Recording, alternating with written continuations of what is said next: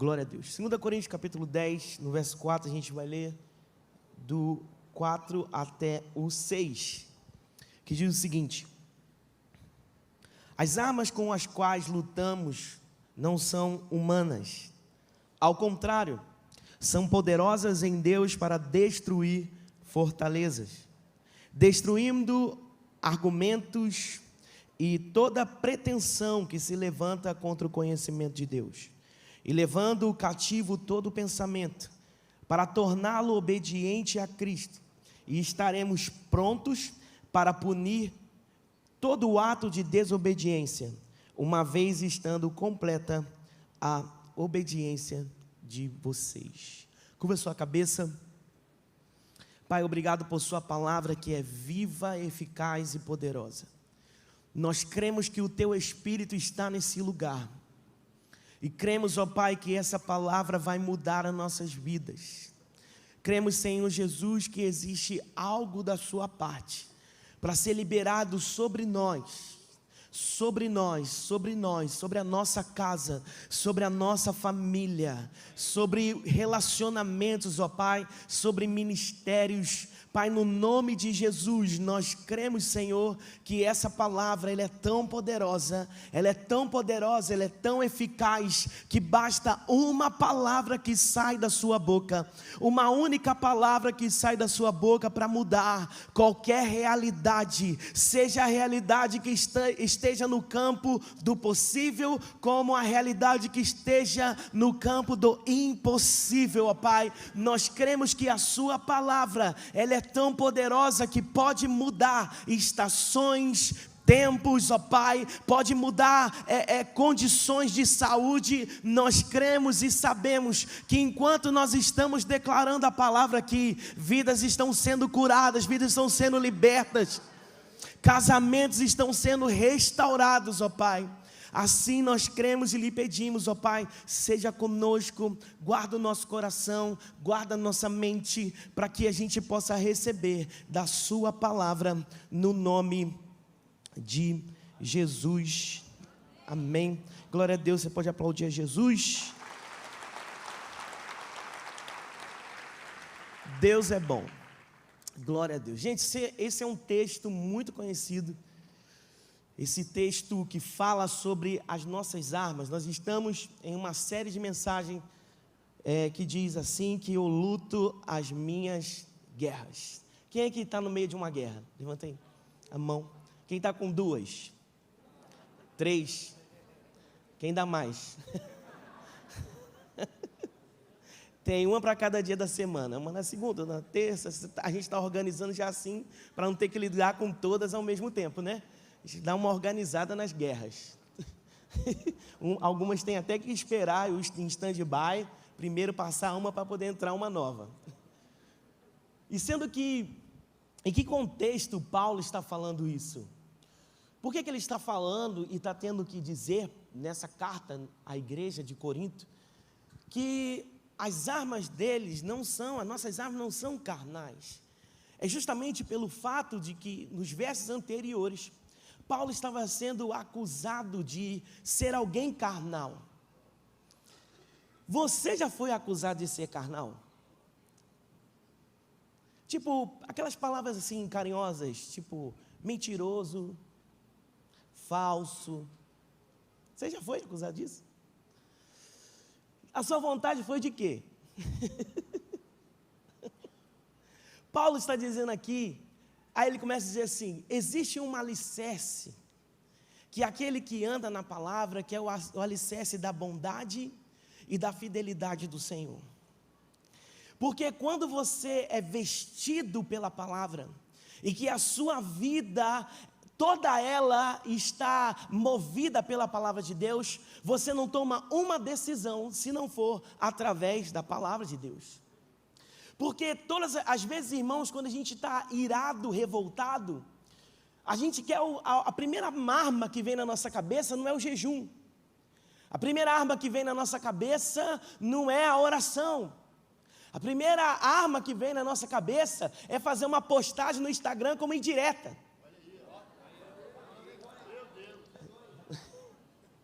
Ou mandar um áudio no WhatsApp. Ou ficar escrevendo aquela mensagem que você apaga umas 10 vezes. Escreve, aí depois, não, peraí, vou apagar. Aí depois escreve, não, peraí, vou apagar de novo. Mas isso tudo, irmãos, são armas carnais. Porque com as suas armas carnais você não resolve problema nenhum. Pelo contrário, você arruma outro. Existem problemas que fazem parte da nossa vida, que o Senhor já diz que a gente no mundo sofreria aflições, mas tem muitas aflições que são geradas pelo fato de andar de uma maneira carnal, aleluia. Existem muitos problemas que não chegam até a gente que cria os problemas. E sabe uma forma que a gente tem de criar um problema novo? É quando a gente sabe o que tem que se fazer e não faz. Por exemplo, eu estou com um problema, irmão, brabo. Sabe que é um problema brabo para poder resolver? E aí, o que acabou acontecendo? Eu não estou conseguindo resolver do jeito que eu acho que eu tenho que resolver, que é pessoalmente. E aí, pelo fato de eu não estar conseguindo resolver pessoalmente, eu estou protelando. E aí, quando a gente não resolve um problema, a gente acaba criando um outro problema. Porque o fato de eu não conseguir resolver pessoalmente da forma que eu quero, eu já arrumei uma desculpa de não querer falar pelo telefone. Então, a desculpa se tornou agora uma possível criação de um novo problema. Porque quanto mais eu adio, resolver o problema, eu estou correndo o risco de surgir um novo problema na minha frente. E o texto está dizendo que as armas da nossa milícia, elas não são carnais, elas são sim poderosas em Deus. E o texto ainda vai continuar dizendo o seguinte, que essas armas espirituais, elas são capazes de aniquilar fortalezas. E por que Paulo está usando essa palavra fortaleza? Ele está usando uma metáfora, porque o povo ali de Corinto, eles, por conta da região, da parte geográfica deles, haviam algumas regiões montanhosas, e que eles poderiam subir, e ali existiam fortalezas para que eles ficassem seguros, caso tivesse algum tipo de perigo, mas era um lugar de refúgio.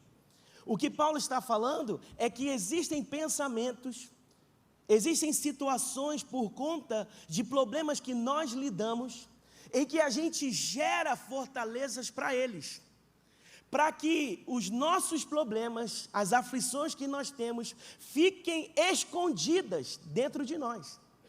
E pensa em algo que Satanás gosta, é arrumar um lugar dentro da sua cabeça. Uma coisa que Satanás gosta é conseguir manipular os seus pensamentos.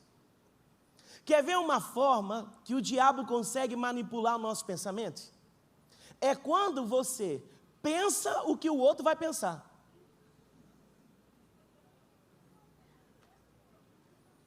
Aí já caiu uns 10 aí já, que pegou.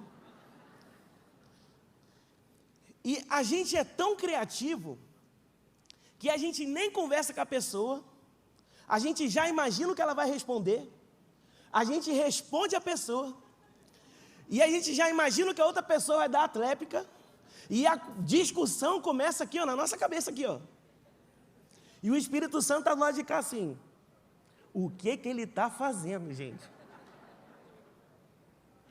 O que esse amado está arrumando desse jeito, com essa cabeça, essa confusão? Mas aí quando vai orar, Senhor, me ajuda, ó Pai, me tira dessa situação. Mas acaba a oração, os pensamentos voltam e ficam assim, não vou falar não, porque esse fulano vai pensar. Eu não vou fazer isso não, porque o que fulano vai pensar? Eu não vou ser assim não, porque o que Beltrano vai pensar? Eu não vou escrever desse jeito não, porque o que ele vai pensar de mim? Irmãos, deixa eu te contar uma coisa. Um segredo aqui de revelação para você. Escrita no WhatsApp não é áudio. E nem tem como saber a tonalidade da voz da pessoa. Às vezes a pessoa, olha como é que fulano escreveu. Com letra, Assim, glória a Deus por isso. Mas olha como é que ele falou assim, gente, mas você não ouviu ele falando. Não, mas escreveu desse jeito, tudo com letras garrafais. Porque quando escreve com letras garrafais, muda tudo. Às vezes o vaso só esqueceu de apertar o botãozinho lá do caps lock. No nome de Jesus, você está criando uma guerra na sua cabeça, sem nem fazer pergunta. Irmão, tem gente sofrendo por conta de não fazer perguntas. Às vezes, irmãos, tem um monte de gente querendo, às vezes, entender sobre batalha espiritual, mas a batalha espiritual começa na mente. Porque se o diabo te aprisionar na mente, acabou, irmão. Não tem oração que muda isso.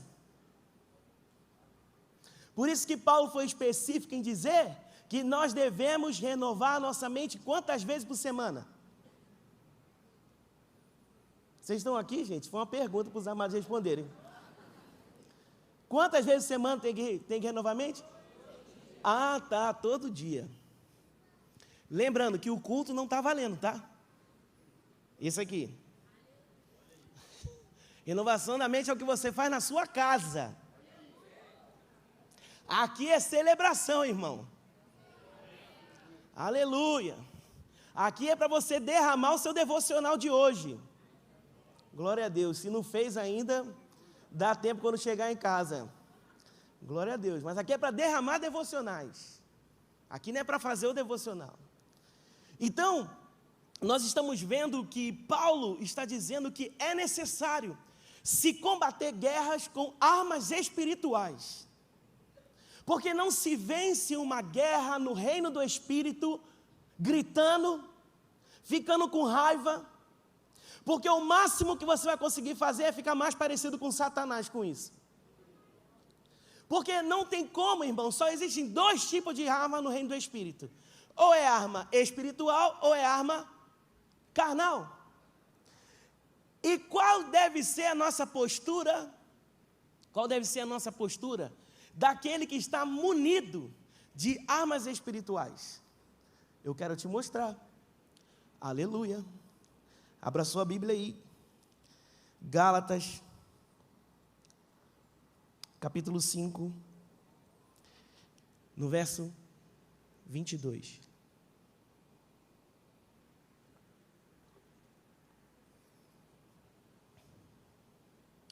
Todo mundo chegou? Ah, está aqui, ó. Gálatas capítulo 5, no verso 22. Vamos ler juntos? Amém? Estão animados para isso? Mas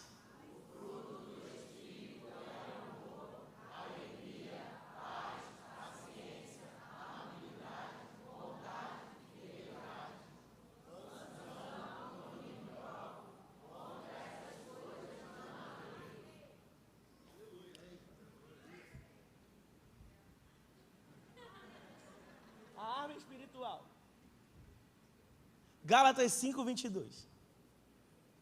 Contra essas coisas, não há lei. Não há argumentos que possam se levantar, irmãos, quando alguém anda em humildade. Não há argumentos que possam se levantar quando alguém anda em amor. Não há argumentos que possam se levantar quando alguém é longânimo. Não há argumentos, irmãos, que possam se levantar quando alguém anda em paz. Mas o grande problema é que a gente não está querendo resolver muita coisa dessa forma, mas está querendo resolver da outra forma. E que forma é essa, pastor? Com a arma errada na luta espiritual. Volta aí um pouquinho, no verso 19, capítulo 5, verso 19. Vamos ler junto? Ora,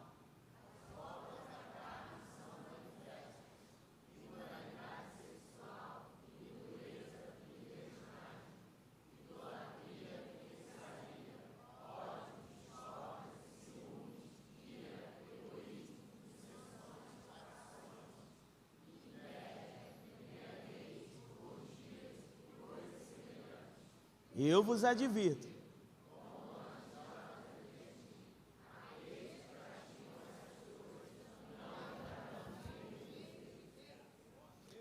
Você reparou que a lista da obra da carne é maior? quando falou do fruto do Espírito, você pode ter lido mais de um, mas o que ele quer dizer é que é um só. Porque o fruto do Espírito se parasse ali em amor, tudo certo, acabou. Mas para a gente ter um entendimento maior para não ficar dúvida, aí inseriu outras características. Mas isso está apontando para uma pessoa. O fruto do Espírito é o próprio Espírito de Cristo. Quem eu devo ser durante as guerras? Cristo. Como Jesus lutou contra Satanás? Com a palavra. Satanás chegou diante dele, ele está sentindo fome, estava muito tempo no deserto, lembrando que ele foi para o deserto levado pelo Espírito Santo.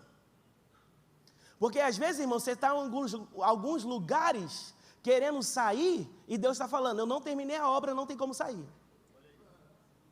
Porque se foi Ele que te levou, é Ele que vai te tirar.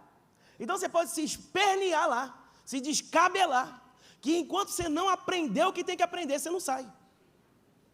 Aleluia. Porque, irmãos, deixa eu te falar uma coisa. Você acha que Deus é capaz de te deixar? Sim ou não? Você tem coragem de deixar seu filho? Então por que você leva ele para a escola e vira as costas? Porque quando é necessário para aprender, você deixa. Amém? Aleluia! Então quando é necessário deixar para aprender, o que você acha que Deus vai fazer? Agora falou sem força, né? Falou baixinho. Não entendi. Também entre nós aqui pode falar mais alto. Porque se Deus tiver necessidade de Deus te deixar no deserto para aprender, Ele vai te deixar. Porque Ele quer te ensinar. Quando Jesus foi levado pelo Espírito Santo para o deserto, e passou lá dias e mais dias, e no final daqueles dias chegou Satanás para se aproveitar de aspectos dos sentimentos de Jesus. Porque o diabo não aparece quando você está forte, Satanás aparece quando você está vulnerável. Porque quando você está forte, irmão, não adianta ele tentar alguma coisa contra você, você está cuspindo a palavra. Quando você fala uma palavra, de 20 palavras, 19 são língua estranha, aleluia. Como é que você acha que o diabo vai querer alguma coisa contigo? Você está orando direto, você ora, você vem nos cultos, está servindo, irmão, O diabo não vai se atrever de jeito nenhum a chegar perto de você. Mas a gente tem o hábito de dar uma relaxada. A gente tem o hábito, irmão, de se distrair com algumas coisas. Adão e Eva, irmão, estavam lá tranquilinho, no jardim do Éden, aleluia. Glória a Deus, o vaso estava lá, com a vasilha, tinha acabado de chegar. Falou, ossos meus ossos, carne da minha carne, glória a Deus, avivamento aqui, aleluia. Mas de repente, eles se distraíram. E uma distração colocou tudo por água abaixo. A mesma coisa no deserto. Satanás chegou diante de Jesus e disse o seguinte, e aí Jesus, você não está com fome? Faz o seguinte, transforma essas pedras em pães, já que você sente fome. Mata, igual a gente fala, vou matar o que está me matando. Mata o que está te matando. E o que Jesus respondeu? Jesus tinha poder para transformar as pedras em pães? E por que ele não fez isso?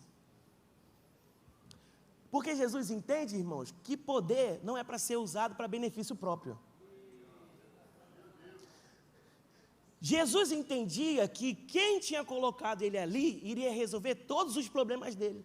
Então ele não precisava cair numa proposta que iria ali colocar em xeque o caráter dele. Por isso, irmãos, que todo dom, todo poder que foi colocado sobre nossas vidas, não é para resolver problemas pessoais, não é para benefício próprio, porque no dia em que estava todo mundo com fome, e só tinha alguns pães e alguns peixes, porque ia abençoar todo mundo, Jesus foi lá e multiplicou, usou do poder para abençoar outros, mas quando só tinha ele para comer, eu não resolvo desse jeito. Então, às vezes, você vai ver que em meio às suas guerras, você vai estar lá, vai aparecer gente para te oferecer algo inédito. Não é de Deus, irmão. Porque quando a gente entra no deserto, a gente sabe por quê, para descobrir o para quê lá. Aleluia. Você está tão animado como eu? Irmão, eu estou doido para correr essa igreja aqui todinha, hein? Ó, já tem um negócio, já está aqui já, ó. Me segura aí, nessas cadeiras aí. Eu quero ler com vocês um texto. Quero mostrar para vocês algumas coisas. Abra sua Bíblia. Em Ezequiel. Capítulo 37. Uma das armas, uma das características de arma espiritual, é a gente entender que nós precisamos usar a palavra de Deus. Diga assim: eu tenho a palavra. Eu sou o que a Bíblia diz que eu sou. E eu tenho o que a Bíblia diz que eu tenho. Então não pense duas vezes antes de você tentar resolver os seus problemas com coisas da terra. Entenda que a arma que você tem é a palavra de Deus. Porque a gente acha que se resolve problemas com dinheiro. Todo dinheiro, irmão, sem palavra, é um problema seríssimo na sua vida. Agora, todo benefício, toda graça, todo favor, através de uma palavra, irmãos, ela gera ambiente de reino de Deus. E eu quero te mostrar nesse texto aqui, de Ezequiel. A gente vai ler junto do 1 até o verso 10. Sei que hoje você está espiritual, aleluia.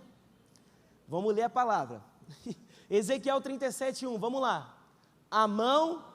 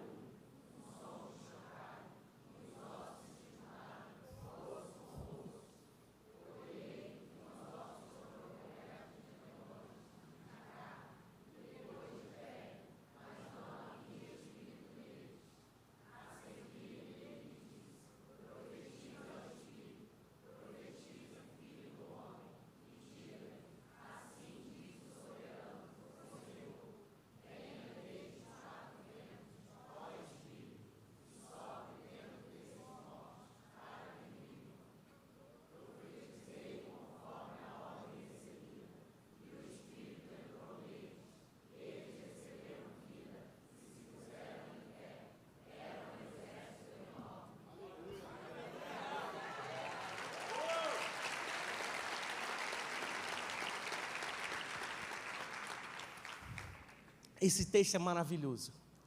Mas eu quero te mostrar, irmãos, eu quero que agora você se coloque nessa posição de Ezequiel.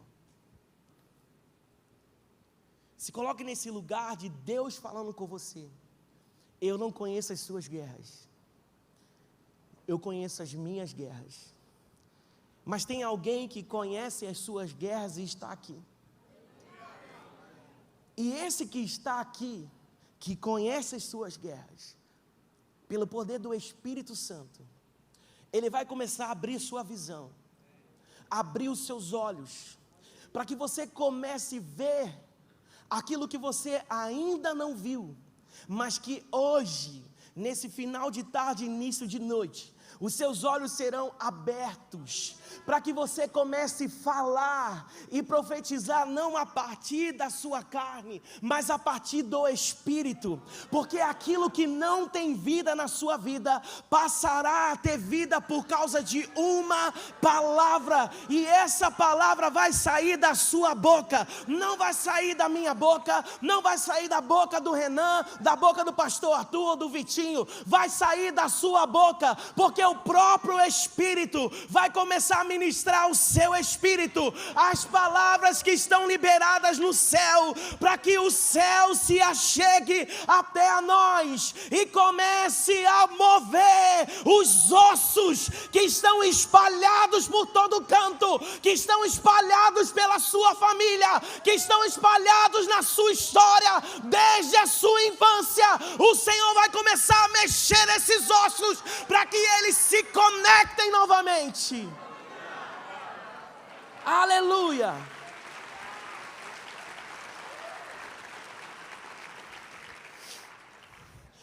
O texto começa assim: veio sobre mim a mão do Senhor. Primeira coisa que você deve saber: a mão do Senhor está sobre a sua vida. Porque, irmãos, em meio à guerra a gente corre o risco de esquecer disso. Por isso que todas as vezes que Deus dava um desafio para alguém, antes ele lembrava: eu sou contigo. Antes ele sempre lembrava: você é amado. Antes ele sempre se lembrava: eu vou lutar as suas guerras. Ezequiel está dizendo: a mão do Senhor está sobre mim, eu estou escondido no esconderijo do Altíssimo, a sombra do Onipotente é que me guarda. E essa convicção, irmãos, é fundamental para que você saiba que aonde você está, seja no deserto, seja numa guerra, a mão do Senhor está sobre a sua vida, e por ela estar sobre a sua vida, não importa onde eu estou, porque quem define quem eu sou é quem está comigo. Então, se estamos no deserto, ou se estamos em meio à guerra, com ele tudo fica diferente. Por isso Ezequiel já começa dizendo: a mão do Senhor veio sobre mim. E o que o Senhor quer que Ezequiel veja? O Senhor abre a visão de Ezequiel. Esses ossos secos, eles representam como era a situação espiritual do povo de Deus. Eram como mortos, ossos separados para tudo o que é canto. Porque a gente vai ver profetizando, mas parece que está tudo juntinho ali para juntar. Não, irmão. Está a cabeça de um lado, o fêmur está lá embaixo, o braço jogado para lá, e às vezes, irmãos, a nossa vida está essa bagunça. A gente se esquece que a gente tem relacionamentos. E o Senhor, irmão, vai começar a te lembrar, a começar a colocar no seu coração desejo de voltar a falar com alguns parentes da sua casa. E que você, irmão, se esqueceu. E que você, irmãos, finge que não tem muito tempo que não fala, mas essa semana você vai voltar a ligar para aquela sua tia, vai voltar a ligar para a sua avó, vai voltar a ligar para o seu avô, vai voltar a ligar para o seu pai, que tem muito tempo que você não fala com ele, vai ligar para a sua mãe, você vai voltar a juntar os ossos novamente. Então tudo inicia com uma visão. Ele diz: veio sobre mim a mão do Senhor, E ele me levou pelo Espírito do Senhor e me deixou no meio do vale. Interessante, irmãos, que a Bíblia ela é bem assim, específica em algumas coisas. Primeiro, ele foi levado por Deus para um vale. Mas o Senhor escolheu a posição, a melhor posição do vale. Porque, por exemplo, eu estou aqui. No meio, eu consigo ter uma visão do todo. Consigo olhar bem aqui à minha esquerda, consigo olhar bem aqui à direita, consigo ter a visão ampla. Porque quando o Senhor te leva no deserto, Ele não vai te deixar sem visão, mas Ele vai começar a te mostrar tudo. Porque no deserto a gente começa a olhar aspectos que a gente não via antes. Mas uma coisa que o deserto treina na gente, a gente passa a ter visões e passa a olhar áreas que a gente antes não estava cuidando. É porque justamente quando a gente é colocado no deserto, que a gente começa a reparar a nossa vida, aquilo que está fora do lugar. Porque quando você estava com uma visão limitada, você não conseguia ver. Mas porque agora o Senhor te colocou no meio, coisas que você não dava valor, mas agora o Senhor está te chamando. Vem cá junto comigo que a gente vai resolver isso hoje. Porque para Deus, irmãos, tem problemas que são inadiáveis. Então Ezequiel foi colocado em uma posição estratégica. Ele foi colocado ali no meio, e esse vale estava cheio de ossos. E o que é que o Senhor fez? No verso 2 vai dizer assim, ó: e me fez andar ao redor deles. Imagine só, irmão. Deus pega Ezequiel, começa a mostrar ele uma visão. Ele está no meio, mas o que o Senhor faz? Faz ele andar. Deixa eu te contar uma coisa. Tempo de guerra e tempo de deserto não é hora de ficar parado não, tá? É hora, irmãos, de começar a andar. É hora de começar, irmãos, a movimentar. É hora de você começar esse negócio, irmão, de se isolar, ficar trancado dentro do quarto. Isso não vai te levar a lugar nenhum. Se você pegou na mão do Senhor, Ele vai começar, irmãos, a fazer você andar. Aí vai vir uns dizendo assim: ah, mas não aconteceu isso com você? Ah, mas não te decepcionaram? Ah, mas não fizeram isso com você? Você vai dizer: aquele que começou a boa obra na minha vida, aquele que me escolheu antes de eu entrar no ventre da minha mãe, aquele que começou, Ele vai completar sim. Então o Senhor está pegando Ezequiel para começar a movimentar ele no meio dos ossos secos. Porque existem áreas da nossa vida, irmãos, que a gente não quer mexer não, tá? E que a gente finge que não é possível se resolver. Mas o que é que o Senhor está fazendo com a gente hoje? Essa área sentimental que você colocou uma fortaleza que ninguém mexe, que você está ali, está tão protegido que ninguém pode fazer nada. Você fica ali, está tão protegido, tão distante, ninguém mexe, não gosta que ninguém toca nesse assunto, ninguém fala comigo isso. Hoje o Senhor está te chamando para andar no meio desses ossos secos.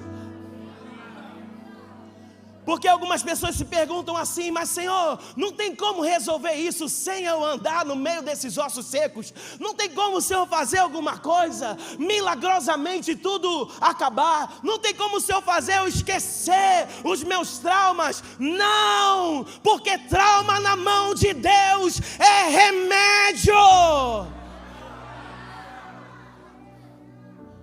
Trauma na mão do Senhor é remédio para curar. Então o Senhor não desperdiça nenhuma marca que está sobre a sua vida. Ele não vai desperdiçar. Por isso o Senhor está chamando aqui Ezequiel: vem comigo, vem andar no meio desses ossos secos, vem andar no meio da sua família, vem andar no meio da sua vida profissional, vem andar no meio da sua empresa, vem andar no meio dos seus negócios, vem andar no meio dos seus sentimentos, vem andar no meio do seu ministério, vem andar no meio da sua casa, vem andar no meio da sua sua vida financeira, vem andar no meio da igreja, vem andar no meio.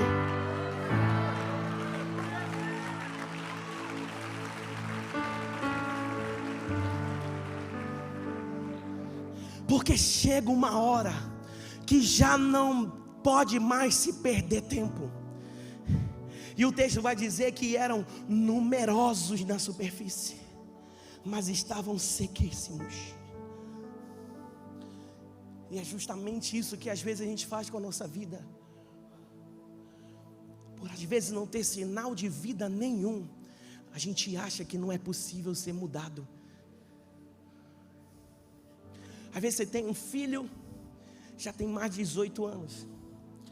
E aí a sociedade vai dizer o seguinte: não tem como mais formar a educação dele, já era. Não tem, irmãos.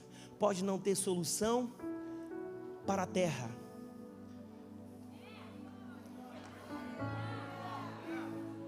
Porque quando se tornou impossível, é que se tornou o melhor campo para o agir de Deus.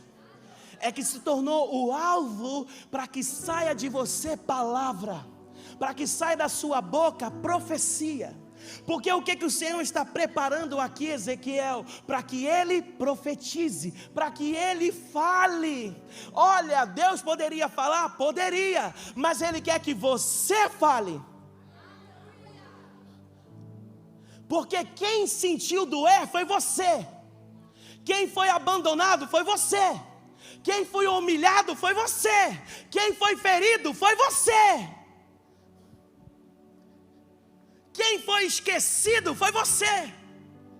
E por ter sido você, Deus vai fazer de você não mais uma boca de lamento, não mais uma boca de chorar lamúrias, não mais uma boca dividida. Deus vai fazer de você uma boca de profecia. Deus vai fazer de você uma boca da palavra. Deus vai fazer de você uma fonte de águas vivas.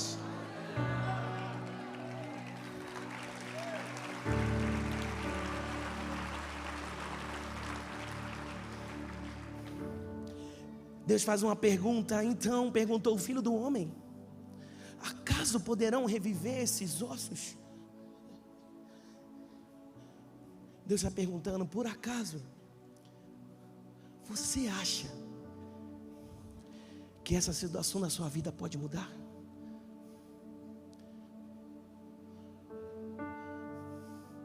Quantas vezes Jesus já nos chamou para essa conversa, a gente está adiando. Porque com uma fortaleza criada, a gente só sabe reclamar da situação. A gente só sabe reclamar do que está faltando. A gente só sabe reclamar do que está fora do lugar. Mas quando o Senhor abre a nossa visão, Ele mesmo vai perguntar: ei, mulher, você que está aqui, que sonha com um casamento, que sonha em ter uma família e ter filhos, não permita que Satanás engane e manipule os seus pensamentos. Não aconteceu até hoje. Não aconteceu até hoje, porque Deus ainda está trabalhando em você e está trabalhando em quem vai chegar.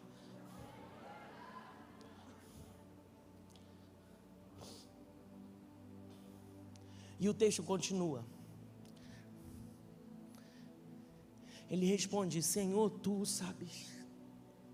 Tem horas, irmãos, que está tão difícil, que as nossas orações só são assim: Senhor, Tu sabes. Só Tu sabes, Senhor. Só Tu podes fazer. Então o Senhor disse: profetiza a esses ossos e dize-lhes. Olha que o Senhor não coloca outro nome nos ossos, porque existem traumas que a gente nem consegue repetir o nome, mas o nome em que o Senhor está te dando é superior ao nome do seu trauma, ao nome da sua dor, ao nome do que você passou, ao nome que você está sentindo. Se foi seu pai que te abandonou, que falou palavras que você não gostou, deixa eu te lembrar algo: o nome de Jesus está acima do nome, do que aconteceu com você, do que aconteceu na sua casa. O nome de Jesus está acima de todo principado, de toda potestade, de toda dor, de todo ressentimento, de toda mágoa.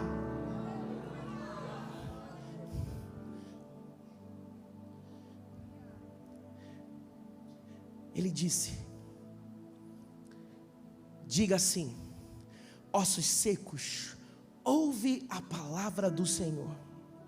Assim diz o Senhor a esses ossos: eis que farei entrar o Espírito em vós, e vivereis. Porei tendões sobre vós. Tendões, irmãos, é aquilo que faz ligar ossos com ossos.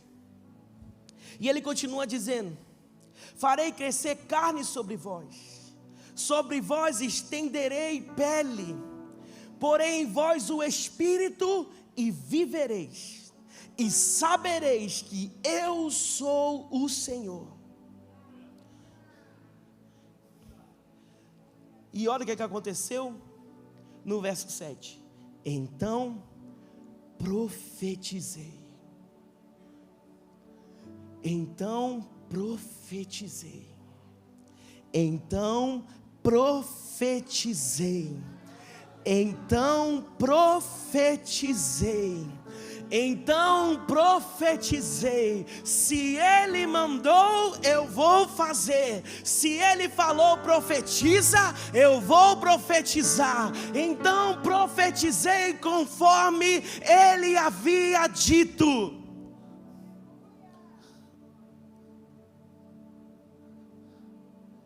Diga assim: eu vou profetizar. Olha para a pessoa que está do seu lado. Diga assim para ela: não se cale, profetiza.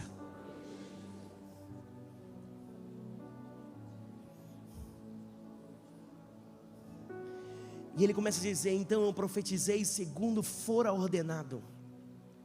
Enquanto eu profetizava, a profecia ainda não havia terminado. Mas enquanto ele falava, houve um ruído, um barulho de ossos que batia contra ossos e se ajuntava cada osso ao seu osso. Enquanto ele profetizava, tudo que estava fora do lugar era colocado no seu devido lugar. O filho se voltava para o pai se voltava para o filho que estava longe voltava para casa, o marido que havia abandonado a sua mulher, ele volta para casa, o filho que havia abandonado a igreja, volta para a igreja. Enquanto profetizava, enquanto falava, Deus ia trabalhando aonde as nossas mãos não alcançam, aonde a terra não consegue resolver. Através do poder da palavra da profecia, tudo ia sendo colocado no seu devido lugar. E no verso 8 vai dizer: olhei, e eis que havia tendões sobre eles, cresceram carnes, se estendeu pele sobre eles, mas ainda não havia espírito. Mas você lembra que no começo da palavra Deus havia dito para profetizar o espírito? Existem coisas, irmãos, que você vai ter que ser persistente. Existem coisas que não vai ser só falando uma vez só que vai resolver, não. Existem coisas, irmãos, que a gente vai ter que, irmãos, bater o pé.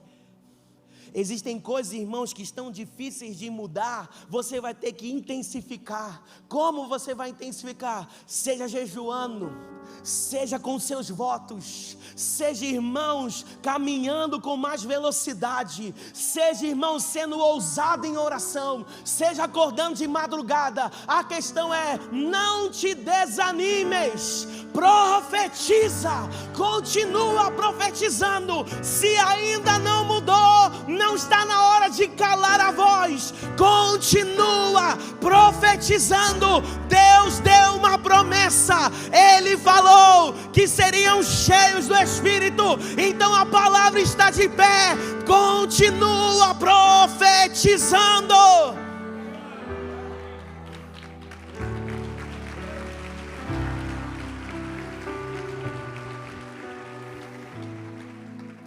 E o texto vai dizer: então ele me disse: profetiza ao Espírito, profetiza ao Filho do Homem, e disse: assim diz o Senhor, vem dos quatro ventos, ó Espírito, e sopra sobre estes mortos, para que vivam. Profetizei como ele me ordenaram, e o Espírito entrou neles, e viveram e se puseram de pé. E preste atenção: um exército de sobremodo numeroso. Lembra que no começo eram ossos? Caído no chão é osso, mas de pé, irmãos, caído no chão são apenas, mas com uma palavra. Poderia ter falado assim, mas ficou de pé homens e mulheres, pescadores e tanta, mas não. Ele deu um coletivo. A resposta que veio foi para um coletivo de soldados. Porque quando o Senhor mudou a nossa sorte, você achou que Deus só ia restaurar sua família? Acha que Ele só vai fazer isso? Não, Ele vai levantar um exército na sua casa. Você acha que Ele vai só mudar o que você está pensando? Mas os pensamentos de Deus são acima dos nossos pensamentos. A palavra de Deus alcança além daquilo que sai da nossa boca. Vai se levantar um exército através da sua vida. Vai se levantar um exército na sua casa, um exército na sua empresa. Vai se levantar um exército no meio dos seus filhos. Vai se levantar um exército na sua geração. Não vai ser só você, não vai ser só você que vai crer, mas vai se levantar um exército.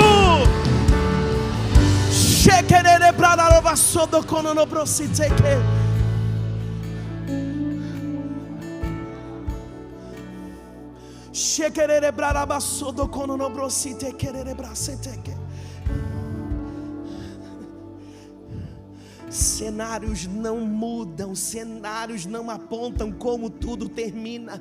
Começou sendo um cemitério de mortos, mas acabou com o exército levantado. Essa dor é por enquanto, essa luta é por enquanto. Deus está trabalhando, Ele está te ensinando. Isaías 43:2, vamos ler juntos.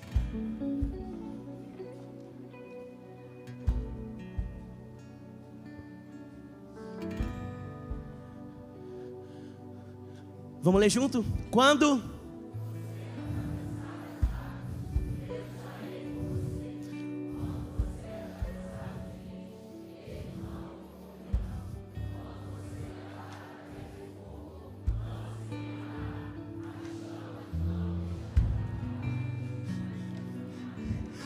passarem pelas águas, eu serei contigo.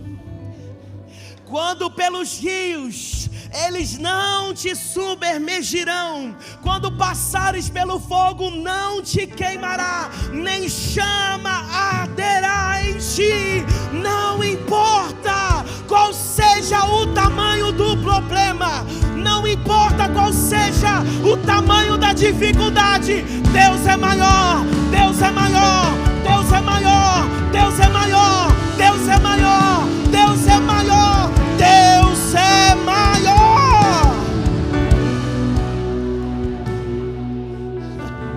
Então, meu irmão, não está no tempo de calar a voz. Não, chega. O silêncio hoje é quebrado, porque eu sei que existem palavras até difíceis para você falar. Eu sei que você tem dificuldade até para falar sobre o ministério que Deus te deu. Você tem até dificuldade de falar sobre as promessas que o Senhor te deu, porque você está olhando para o seu bolso, você está olhando para a sua condição, você está olhando para a sua geografia. Mas eu quero te falar uma coisa: Ezequiel estava no meio de ossos secos, mas o que ele tinha era uma palavra. E o que você tem hoje é uma palavra. Eu quero te convidar para você ficar de pé onde você está agora. Eu quero que façam duplas aqui para orar. Irmãos, o que nós vamos fazer? Nós vamos começar a profetizar. Você vai começar a profetizar. Você vai começar a falar. Você vai começar a dizer. Você vai começar a falar para esses vales de ossos secos. Você vai dar nome e vai começar a profetizar e falar: vai gerar carne hoje. Esses ossos vão começar a gerar tendões. Milagres vão acontecer aqui. Se é deserto da doença, nós estamos profetizando agora. Agora, para que o seu sangue, o seu corpo seja limpo, para que esse diagnóstico seja limpo agora, no nome de Jesus. Então comece a falar palavras, comece a profetizar, comece a falar, comece a clamar, comece a falar.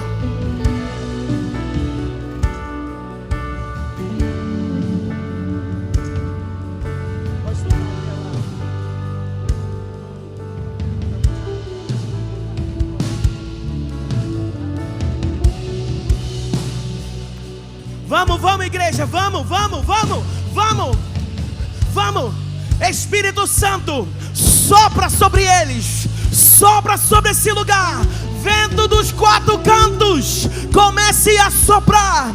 Comece a soprar sobre a casa, comece a soprar sobre a família, comece a soprar pela vida financeira, comece a soprar nessa empresa, nessa casa, nesse casamento. Chega, Satanás, sai, no nome de Jesus, no nome de Jesus.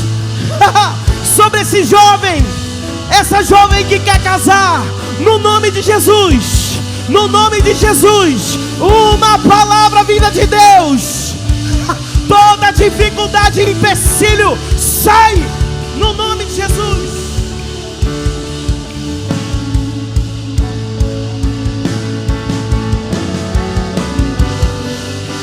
Ao clamar em alta voz, as muralhas vão ao chão.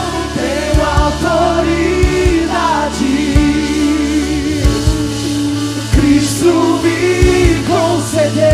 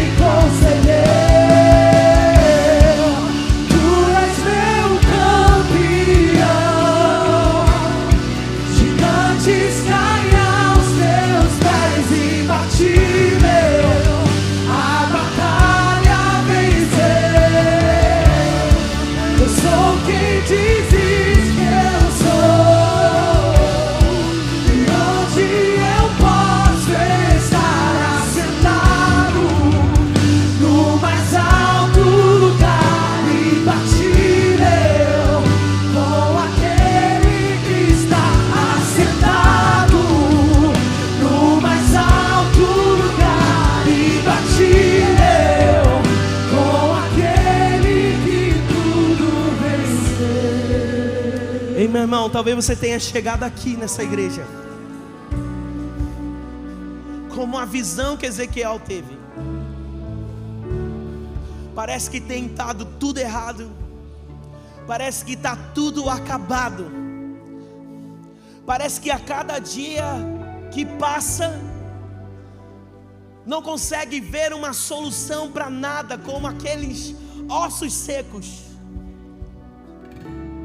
Mas existe uma palavra aqui sobre esse altar e esse lugar aqui, sobre esse ambiente, sobre a sua vida. Hoje é o dia dos ossos se mexerem, porque há uma palavra aqui para que vida alcance corações aqui que estão clamando e chorando para um novo tempo, para que aconteça algo novo, algo diferente. Jesus Cristo, aquele que morreu mas venceu, aquele que venceu a morte, aquele que nem mesmo o inferno pode detê-lo, Ele está aqui nesse lugar. E aonde Jesus está, a vida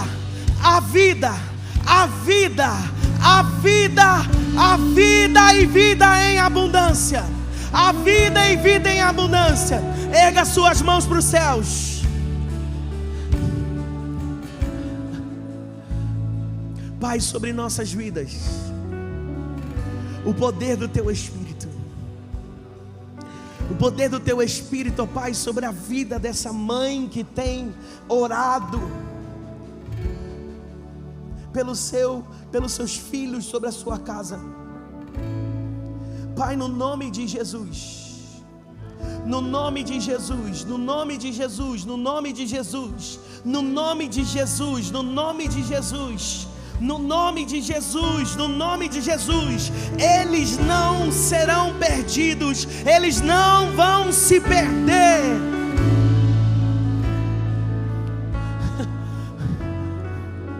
Pai, sobre esse diagnóstico de enfermidade, a cura, ó Pai, sobre esse lugar. A cura, ó Pai, sobre esse lugar. Há um rio que jorra, e chega até os sedentos. Você que tem orado para um novo tempo na sua saúde, você já está cansado de ir a médicos. Nós declaramos sobre a sua vida enfermidade dos ossos, no nome de Jesus, nas articulações, no nome de Jesus. Sai agora, no nome de Jesus. No nome de Jesus. Toda dor na coluna, no nome de Jesus. Toda dor na lombar, no nome de Jesus. Sai agora, sai agora. Toda enxaqueca que tem persistido, no nome de Jesus. Sai agora. Toda insônia, no nome de Jesus. Aleluia, aleluia. Irmãos, nós não podemos terminar essa reunião sem fazer um convite mais especial que tem. Nós cremos que esse lugar aqui é um lugar de novos começos. Nós cremos, irmãos, que esse ambiente que nós estamos é um ambiente favorável para que o Senhor mude a sua vida e sua história. E eu quero contar de 1 até 3. E quando eu falar 3, se você deseja, irmãos, um novo tempo, uma nova vida, um novo começo, você vai erguer as suas mãos bem alto. E nós queremos orar por você, celebrar junto com você. Vamos juntos, gente, vamos lá. 1, 2, 3, erga suas mãos assim bem alto, bem alto. Glória a Deus, glória a Deus, glória a Deus, glória a Deus, glória a Deus, glória a Deus.